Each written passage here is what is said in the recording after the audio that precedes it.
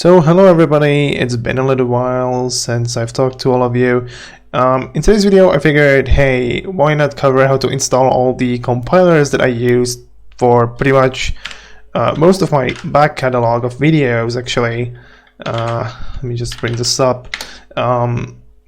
You might remember on my tutorial series on various programming languages. Well, I figured there might be a few people watching this on Linux and going, how the heck am I going to, get all of these coding tutorials to work? I cannot get the compiler to be installed. I don't know how to do that. And I figured, hey, why not just make a video where I'll explain this thing, how you can actually install a compiler on Linux where you can actually, work with all of this. Now, here's the thing. There's a few more things that go into this than you might think that they'll go into. When I say install a compiler, I mean install a package that lets us compile the code that we write. Some of you may remember a directory I used to have on Windows called code. I moved everything from that directory into my Linux machine, which is the same computer. I just reinstalled it because Windows started acting up and didn't want to work properly. It was crashing a lot more, and I was like, okay, let's install Linux and make this sort of a quick video. And we have a bunch of files with which we can test all of this. So I figured it's actually easier to start with the simplest one of them all, and that's to actually install Python. Python pretty much comes pre-installed on most major distributions. I'm gonna just highlight this here using Vim over here in visual mode, so that you know what I'm talking about. So I'm talking about that Python over there. So to install Python, all you have to do is type in sudo apt install Python, and if you press tab once, for me, since I'm using ZSH, it gives me suggestions. For you, it may not, so I'm going to just type it out, Python 3.7, which is the version I want to install. Once I hit enter, it's going to list it out, and it figured out that I already have the version installed. But how do we know that it is installed? Well, one method which we can know that it's installed is by using a parameter. The way I like to do this is by typing in Python, Python 3, I missed it, and then do -- version, and what you should see is the version that I have currently installed. I have version 3.7.3 installed. So is there a way for us to test if it's actually working? Well, there is. Let me show you. Let's type in Python 3 again. Python 3, and from our code directory I want to run, I don't know, a nap. As you can see, since now it's Python, it's going to list out all the things we have already in Python. So let's say I want to launch the which one? Let's do the loops.arrays.py file, and you'll notice it's working. It's that if I cat the file itself from the code directory loops.arrays.py. This is the code for Python that's in there, and as you can see, it works. It lists out the files. So Python 3 is installed just by running sudo apt install Python 3.7, and also I started using Liquid if you're wondering what that is. It's a terminal. So we have successfully installed Python 3.7 just by running sudo apt install Python 3.7. So that's that. But let's say you have some C# code. To install some C# code, there's actually something, a small little package called mono-devel. It's a sub-package from mono-develop that pretty much contains the compiler that we need. I'm going to show you why I know that this package contains the compiler. So let's do sudo. Alright, I have to move the microphone back, sorry. So we're back. We just finished installing our what was it? Yeah, the mono-devel compiler. It was going for a while. And after installing the mono-devel compiler, which is our C# compiler, I'm going to show you that it actually does work. So let's run I don't know, let's change it to the code directory since we're working with that. And let's run mono dash mc. Was it MCS or CSC? CSC, I believe.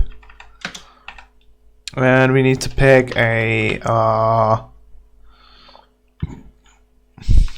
Do I have a .cs file? I do. It's a vector file. What the hell?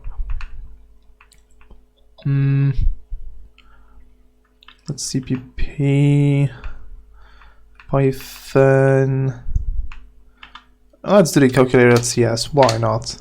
So by running mono-csc and then your file, we should have a calculator.exe file. No.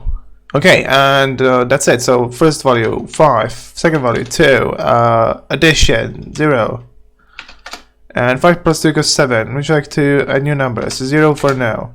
Would you like to exit the app? 1 for yes, and thanks for using my calculator. So it works. We can actually cat. Whoa! We can actually cat the. Nah. Come on, dude! I'm gonna type it all.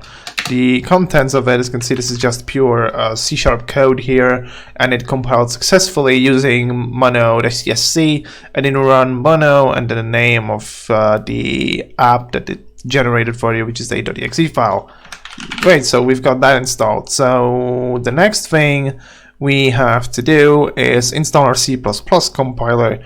To do that, you do sudo apt install gcc and build essential. Build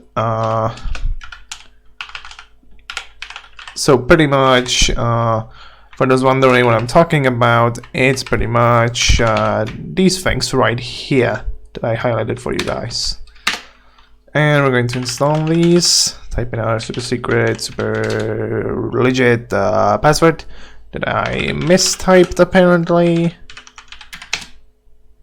There we go. As you can see, GCC I have already installed along with Build Essential.